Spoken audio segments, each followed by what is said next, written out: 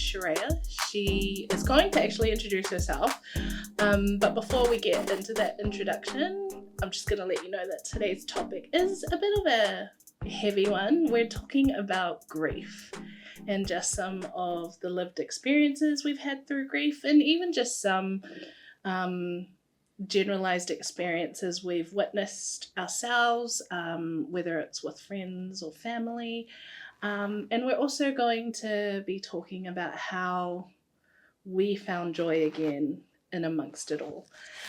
So that's going to be super exciting to share with you guys today. And yeah, so welcome Sharrayah to the studio. Hello. So introduce yourself and let our viewers and listeners know a bit about yourself, please. Hello, I am Sharrayah Eliana Aingo Mavaenga Sharon Temita-McDonald. I know, it's a mouthful. How many names is that? 7? I don't know, ask your mum. Who's my mum? Yep, so that's a long list of names. I just got married, so added the McDonald in there. I am an inspiring actress. I like to call myself a professional auditioner. Just tons of auditions that come through. Whether you land them, I think acting is like 90% rejection. I love to dance. I love to sing. I love to act. A lot of those things. I love plants. I have so many plants at home. And I think you've said it before on a previous podcast, but our parents are both Samoan predominantly. Yeah. Mum comes from Whaleula and dad comes from Vavau. So yeah, that's me. Yay, awesome. Thanks so much for coming on the show. You're welcome.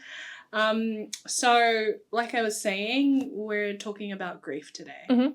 And we really wanted to hit some topics around, I guess, what grief looks like and I guess what it's like to lose a person. One of the topics we're talking about is losing a person in the event of death. Mm-hmm. So in terms of grief for you, have there been significant moments that grief has entered your life? Yes, many. I think that there was a season. I think there was a time between 2017-18 where there were like quite a few significant deaths. A great auntie, our grandma, but there were 2 aunties in there who were like our second mums. Yeah. So there was Auntie Epe first, and she died of breast cancer, and then we had Auntie Vera who passed away. And I think, I don't know, I think grief's funny. I don't think it ever kind of leaves you. I think you just, you live through it. It's something that you take with you for life. And I think I notice when people would say a lot of things like my condolences or like they're in a better place. I don't think that ever really helps with grief. I don't think when someone ever tells you that they're in a better place, I'm like, yeah, well, they're not here. So it doesn't really compute in your brain, and sometimes I just want to punch those people in the face. Yeah. But I don't condone violence. I would never ever do that. But I can understand the emotion behind it. Like when someone is giving you words, they in no way actually help to alleviate the pain. So it's almost like, why did you utter them? Yeah, no, because I think people like to just talk for the sake of talking. Yeah. Or they like to talk to fill the silences when they don't know what they actually have to say or need to say. Yeah. And so a lot of the times when people pass away, I think when I look at it from a gratitude kind of viewpoint, we're actually very privileged to still have both of our parents, our biological parents with us, mum and dad. Yes. I'm not sure how I deal with all of that. So the fact that our cousins who are like our siblings were dealing with the loss of their mum, and people would say to them they're in a better place, than it doesn't help. Yeah. It doesn't help because physically they're not here anymore, and physically you don't have that person to champion you on this earth. Yeah. And I think especially for the both of us when it came to losing those 2 significant people, in an aspect of life, it was almost like a part of you was definitely missing, but it also brought about so much, I guess, you just started to realize how different life was going to look. Yeah. And at times the grief could feel so overwhelming that it was like, can I just be with them? And it's not in a way where you're like suicidal or anything. You just miss that person and their presence on earth so much that you want to be wherever they are. Well, I think it acts as like a safety net. I felt like two major safety nets were taken from underneath, and you kind of have to be like, okay, how do I stand on my 2 feet? I feel like, though, there's always silver linings in that. I felt like my relationship with mum got closer as well through it, because I know I talk a lot to both the aunties about certain things, but I felt like in losing someone physically through death, I was able to be like, okay, how do I have a closer relationship with my mum, so that what I would confide in my aunties, I would do that with mum instead. Which is awesome because I love mum. Like, you know, she's such a kitty. And I think that's true. Like, for me, I definitely found myself perhaps talking more to her about things that perhaps I would not have spoken to her about because I always had Ma around. And so with Ma Epi being gone, it was like, oh, I have to learn to talk about this stuff with mum now. And it wasn't ever that I couldn't talk to her about it before. It was just that I would always talk to Ma about it instead. So seeing the closeness, and even just seeing the way that mum would be there for us in that time, and she was grieving as well, but you know, our mum is very non-touch, but the fact that she would like actually give me hugs, knowing that now that Ma's gone, I need them more, was so, it showed me that like mum knew us so well, or knew me so well, that she was willing to give me something that I had now lost in Ma Epi being gone for me. So I definitely understand and see that closeness, and it also made me closer to Dad as well. I think. Yeah, it's talking about grief is very tricky because you do go back, I guess, into the memories of things. But in saying that, like, you have such beautiful memories with these people. Yeah, 100%. They kind of like act as your treasure trove to allowing yourself to like see. And also when I look at like all of our cousins and stuff, I see so much of our aunties in them. Yeah. See so much of Nana through them as well. Yeah. I don't know. You just learn to live with the grief, and grief takes shape in so many different ways. I think learning to allow people that scope to grieve the way that they need to is also tricky, because I know that sometimes we would get into it because I'd be like, you're not grieving the way that I think you should be grieving. Yes. Which is not fair, obviously. Yeah. I shared this particular story because it's a very interesting way of grieving, but when Nana died, when we were younger, I remember just being so overwhelmed that she was no longer physically here on Earth, that I knew I had to like do something because I didn't want to break. And so I went to the movies. Literally like went to the movies, watched Twilight, New Moon, and after watching the movie I was like, okay, I can take this on now. Like I can actually face family, face friends, and actually just like get through her having passed. And obviously extended family who don't know you as well would make certain comments, and I remember our other sister Michaela just being like, actually Shah contributes in different ways, but she also grieves differently. Just because it doesn't look like what you would think it should look like doesn't mean that her process isn't any less valid. And I remember feeling so supported in that moment because Kayla saw me and allowed me to grieve in the way that I needed. And I find that when there are significant deaths that rock my foundations in a sense, I have to go do something that I would generally find fun so that I can survive the process of having to say goodbye to this person. Yeah. Something normal. Yeah. And that really helps me process stuff within those first few weeks. But I think with all the firsts you go through, it can be really hard because obviously those around you who perhaps weren't as close, or friends or extended family, they don't necessarily see how deep it has impacted you. And so you go through all these firsts in the first year, and it's almost like people expect you to move on. Like it's the funeral was 3 months ago. Like, why are you still like depressed, or why are you still down?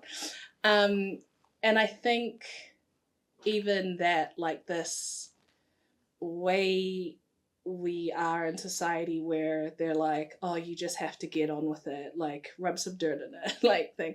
I think now we're way more aware of people's mental, emotional needs. But, you know, at times it would be like, am I just expected to get over this and just keep moving through life as if this hasn't happened?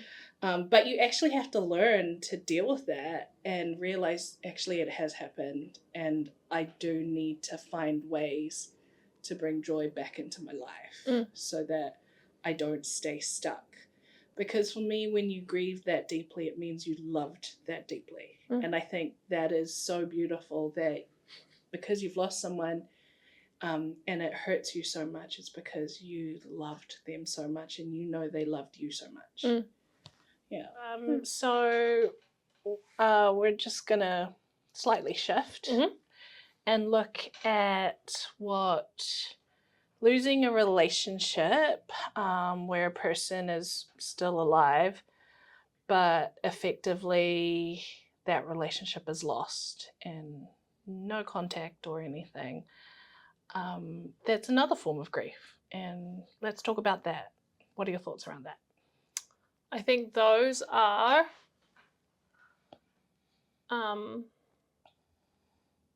in some ways harder than, I mean, they're different. They're different types of grief in terms of when someone dies and opposed to someone who's alive.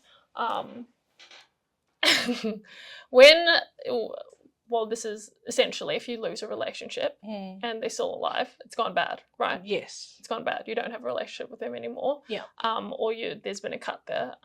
There's been a tie. And I think, I mean, obviously we're women of faith. And I think I've had to take a lot of my conversations to God in terms of like how I deal around navigating people who I don't think are healthy for me, or toxic relationships in general. I know that's like a trigger word in today's age, but sometimes it's really good to step back and be like, okay, God, do I actually need to be in this relationship in order for either one of us to move forward? It's hard because I always want to come from a place of compassion and understanding, and also I'm always of the mindset that I leave someone better than when I found them. Right. I don't want to inflict any more hurt or pain on someone. Yeah. But sometimes that just won't happen, and sometimes it's hard to navigate those relationships otherwise. Absolutely. I know that like in my quiet times that I did have with like sitting down and listening to music or meditating on the word or whatnot, I remember like I had a clear voice say, like, you don't have to be wrong to apologize, and you also don't have to receive an apology to forgive, because sometimes it'll never come. And I know that just something we learned from our dad. It's something we really did learn a lot of this from Dad. He's a very wise old one. But I remember I was talking about this with a friend like a couple of weeks ago or last week, because she was struggling with a couple of things with releasing forgiveness to one of her friends who she just felt like did not care. And essentially that's where all this comes from, right? Right. With a friend feeling like they don't care, or if someone's done something abusive towards you, so you have to cut that relationship because it's dangerous. Yeah. Or if you're at a stage where, I don't know, I've had friends who who complain. I can't be around friends who complain a lot or are super negative. Or their venting turns into complaining. It's a drainer. It's a drainer when you always want to talk about negative things or like a lot of trauma talk. That's hard. It's hard to hear a lot. And I think we were talking about this earlier in the car, but you can talk about deep things, and like you find joy in the little things in life and have those like build your other platforms. Anyway, there's been a few friends or a few relationships over the past couple of years, and by a couple of years I mean decades, that I've had to cut naturally. I'm such a like, nah, we're cutting that relationship, that's unhealthy. But you are, and I find sometimes I'm like, that's so harsh, Ray. Yeah. And you're like, gotta do it. And I'm like, what? Yeah. Whereas I'm always like, no, we have to save it at any cost. And you're like, get rid of it, Shar. No, and I think I've learned through yourself and through Luke, my husband. He's wonderful and he's ever the forgiver. He really is. He'll just forgive anyone like that, and I will look at him and I'll be like, are you crazy? What are you talking about? Let's go key the car. But we do not condone any violence, guys. I love your little like but no, like, so obviously it's been a balance of trying to be compassionate and stay in that compassion, but also knowing where to set your boundaries. Right. Because you can't be best friends with everyone. 100%. And best technically means the best, which Correct. is one. Correct. I have two, but yeah. Yeah, I know, like, I'm fortunate enough to have very good relationships. Yeah. I'm, like, naturally very much a girl's girl. Mm-hmm. And so I have very, like, strong female friendships. But in saying that, I love my brothers. Yes. I love my dad. I love my uncles and stuff. And so when I do have a friendship with a male, I tend to take them on as brothers. So, I know we both come from trauma backgrounds with, like, a few things here and there, sexually, physically. But I feel like if a male does break that trust, I'm immediately, like, cut. Yeah. And I know that I can be super harsh with that.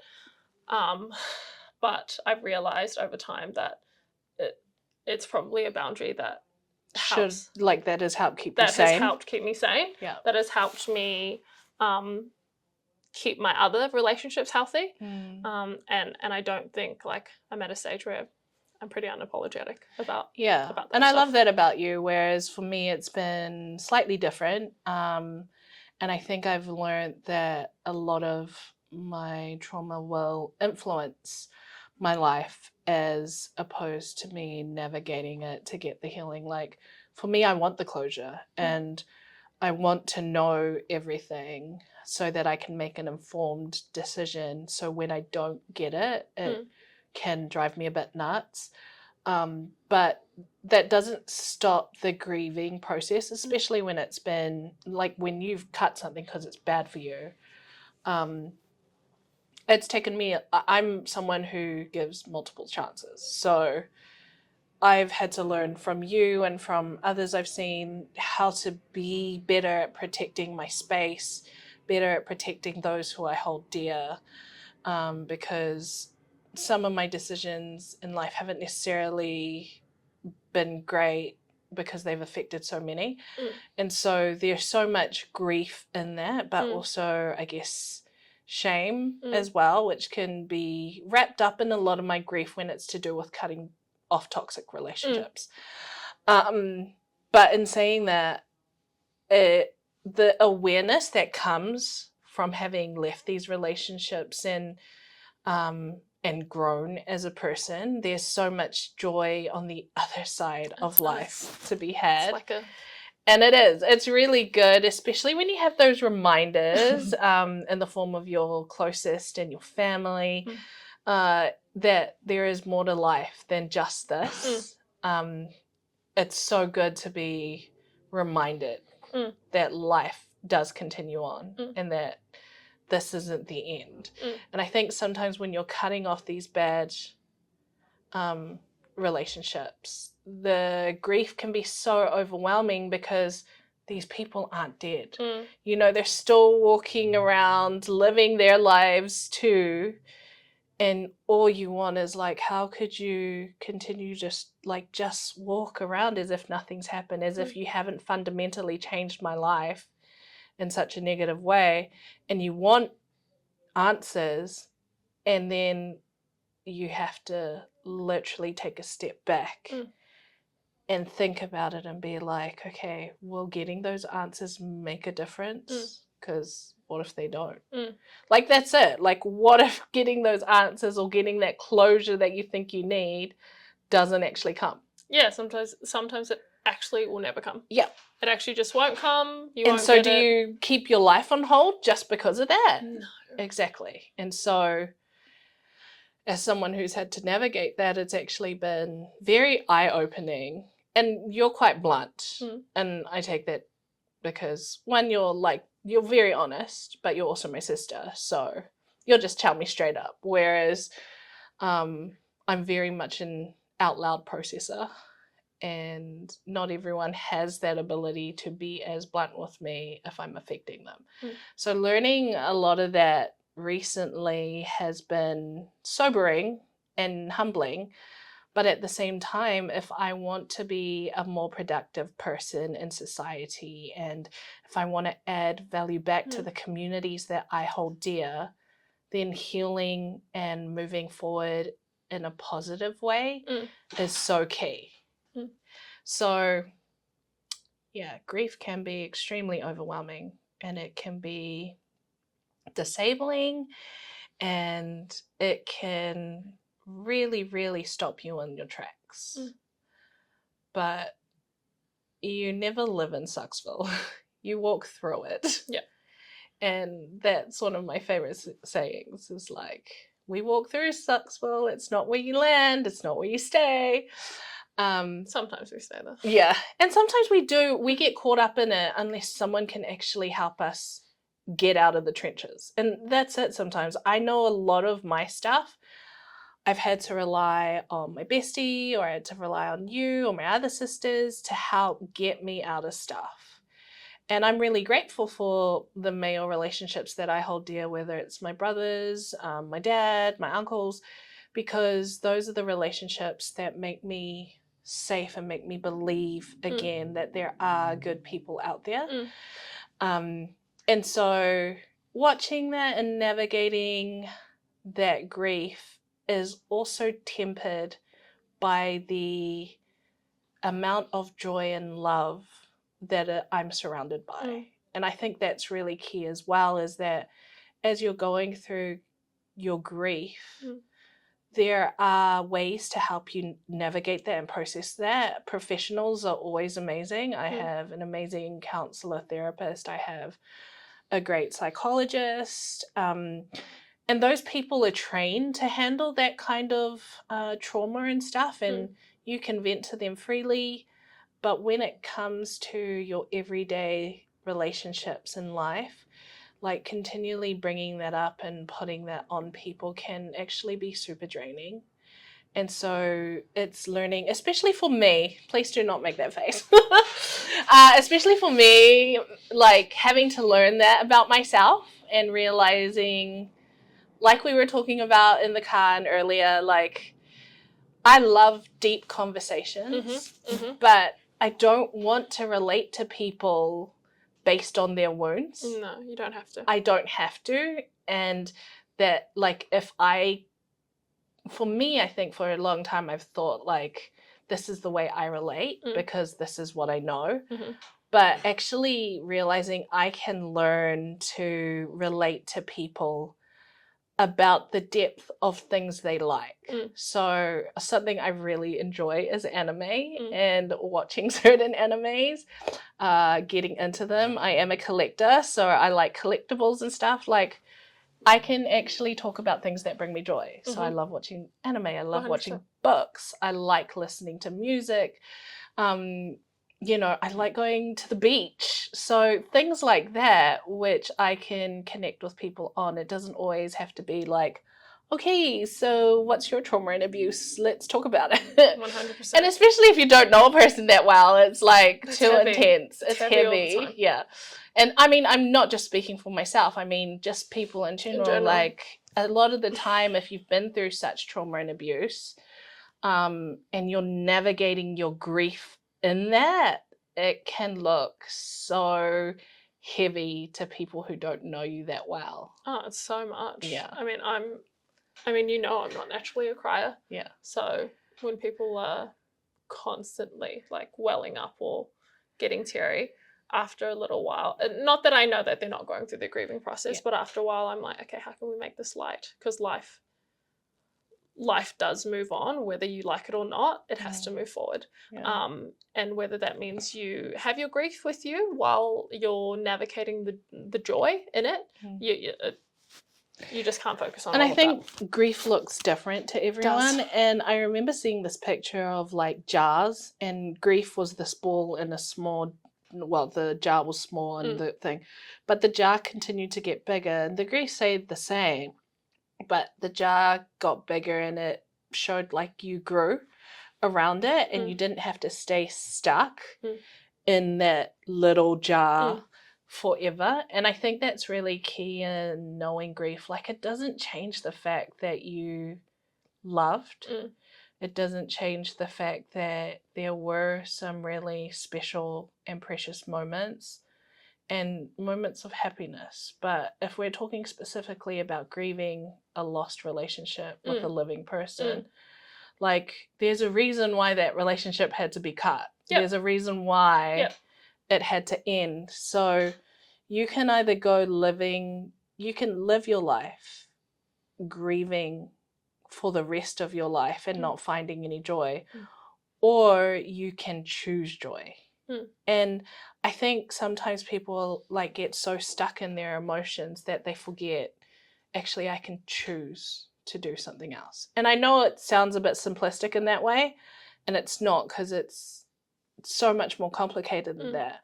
But there are times where I have to wake up and choose joy, because if I stayed stuck in the trauma and in the abuse and in the grief, all mixed up in that would be who I am. That is who I become, as opposed to these are aspects of my life that I deal with, but I'm so much more than that. 100%. It's not your identity. Exactly. But if you're going through it, sometimes it ends up becoming that, if you don't see a way out of the tunnel, I guess. Yeah. Now that we've hit some of the heavy, what are ways we can find, I guess, the joy and balancing out these things that can really suck us dry or drain us when we're dealing with heavy grief? Well, these are ways that I deal with it. I'm not a professional, so I don't claim to know how to deal with all these things for everyone. It might not work for you. I love Jesus, so I go to him about a lot of things. I have a lot of fun with my faith, and I have a husband who has a lot of fun with his faith too. So we're really stuck into church communities, and we're really stuck into helping young adults or those who are younger than us like thrive in their lanes.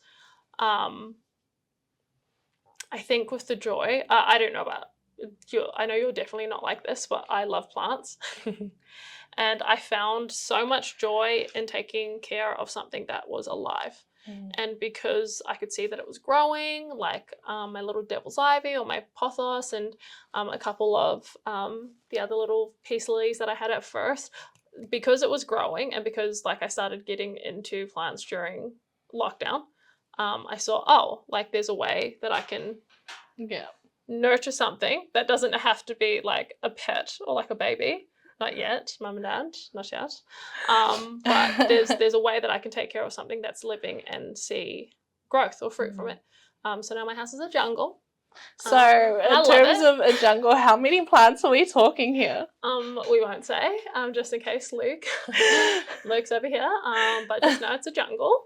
It's a beautiful jungle, and the boys at home should be very happy because their air is cleaner for it.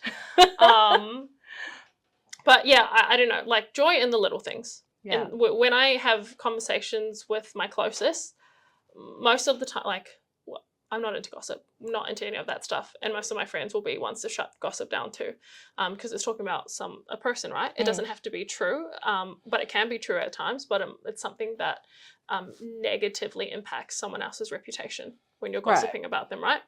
And so we try to steer clear of that, and we try to talk about like, hey, I'm going, like, they like to go for hikes, not me. But they'll be like, I'm going on a hike. I need like a mental health walk or whatnot. And at first I was like, oh, these are stupid, but they actually work. Right. Yeah, a lot of these things, going out and admiring the greenery, admiring that it's a sunny day today, or admiring that it's raining. It's super important to have these things to find joy in the little details of life, because when you think about it, we live very privileged lives. Such privileged lives. Yeah, absolutely. There's a ton of people out there who are doing it rough, like really, really rough, like Ukraine, Afghanistan. It's so far from our world that when you actually think about how privileged and blessed we are to live in the countries that we do live in, I don't think people like shift that perspective a lot. Absolutely. So I think I'm just surrounded by like good friends.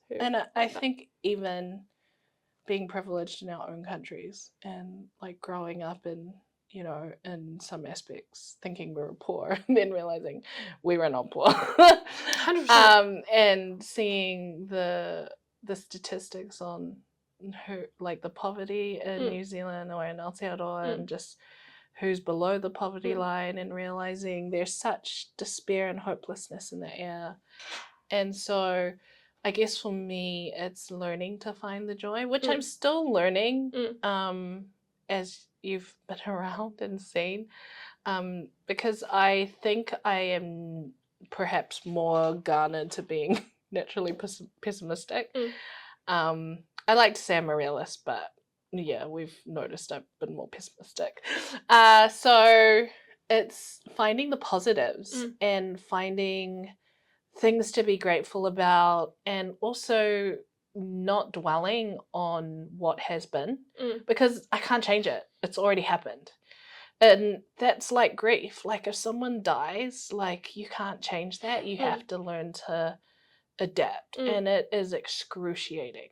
I'm not saying it's easy, it's excruciating, but you do eventually walk out on the other side if you choose joy. Same with lost relationships with people who are living. Like you do have to choose to release forgiveness, because it's not about them, it's about you. That also doesn't mean that, like, I don't think that also means that you have to stay super close with that person. Yeah, absolutely. I think that means just releasing forgiveness and being like, okay, you're in a space of like where you're at, I'm in my space. We can still see each other, like, you know, in life when I do see you or whatnot, but it just, you've grown apart, which is fine. And like you said, sometimes it's hard. Yeah, it can be really hard. And I think, it's an interesting topic to navigate grief, because there's a whole lot of things that come out with grief, like especially at events like funerals and things like that. But I think if you're choosing joy and choosing to remember the good memories with a person that has passed, or the choosing to forgive a person that still lives, but allowing yourself to continue to move forward, it makes all the difference. And I don't think that means that I feel like for a little while in the grief, when it is for someone who's still alive, you feel like you're a bit weak for like having those good memories and still thinking upon those memories fondly. Absolutely. I just don't think that's true. I just think you do have some good memories with people you're no longer in touch with or have a good relationship with. That doesn't mean that those times weren't filled with joy. You still had good memories in them. There were still some good things that came out of it. You just have to learn to like realize that that person's not the same person anymore. You aren't the same person anymore. You've grown differently. Yeah, absolutely. And yeah, I think when it comes to grief, it's realizing that these are our experiences, but it's not a one-size-fits-all type of thing to deal with. Like, grief affects everyone individually, and that you can take time to process it. But once again, don't stay stuck in it. No. Yeah. And if you are really dealing with like deep-seated like clinical depression or anxiety and anything that comes along with on top of the grief and stuff, I mean, I recommend counseling. Yeah, absolutely. I always recommend therapy. I'm so for 100% recommend therapy. I know in our Polynesian cultures, we don't really have a lot of Polynesian therapists, or even Māori culture, we don't have a lot of Māori therapists who can actually relate to us in the way that we need it. There are a lot of methodologies and therapists out there who are based on a Western model of therapy, and while it helps in some aspects, in other aspects it just goes over Polynesian and Māori heads in some ways. So I think it's realizing that we have to find people who are comfortable that will actually help us navigate these spaces. Like, my therapist is not only faith-based, she's also very aware of culture because she's half Samoan, and she's also very holistic and into making sure my whole being is being looked after. So that's very helpful, and same as my psychologist. While she isn't necessarily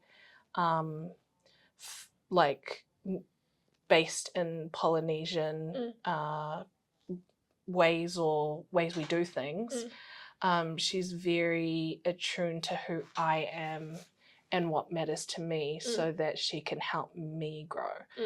And yeah, I just 100% believe in therapy when you're really, really struggling and you can't talk to others. It's always good to find someone you can talk to. Yeah, I'm an advocate for therapy, counselling in general. I also don't think you have to be super struggling in order to get therapy. Absolutely. Sometimes I think they just offer really good communication tools and like practical tools that you can apply in real life. I think it's like a stigma when we think that if you're struggling or you're weak, you have to go to therapy. I mean, I've had my counsellor since 2018, the same one, and I check in with her every couple of months, even when I'm good. Like, I check in with her every couple of months, whether I'm good or not.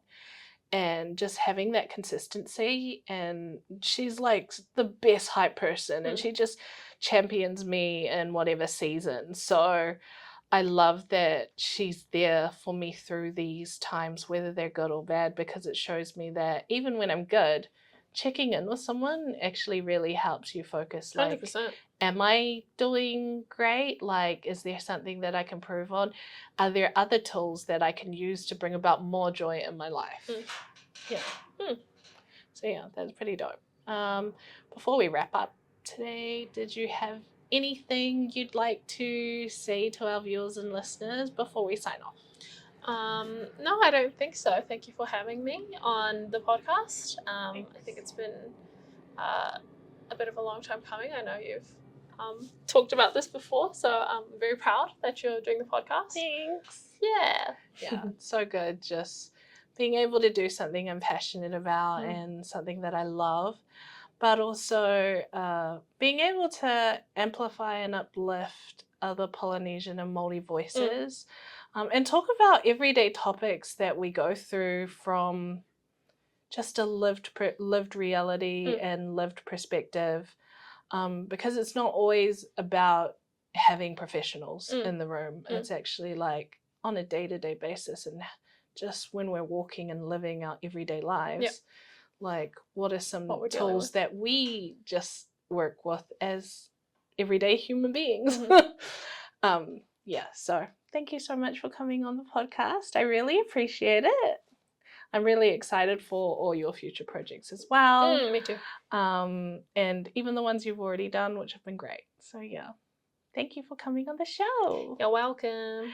And that's a wrap for today's topic on grief. I hope you guys were able to get some things out of it. If you have any questions, feel free to email us at info@thelinkup.co.nz.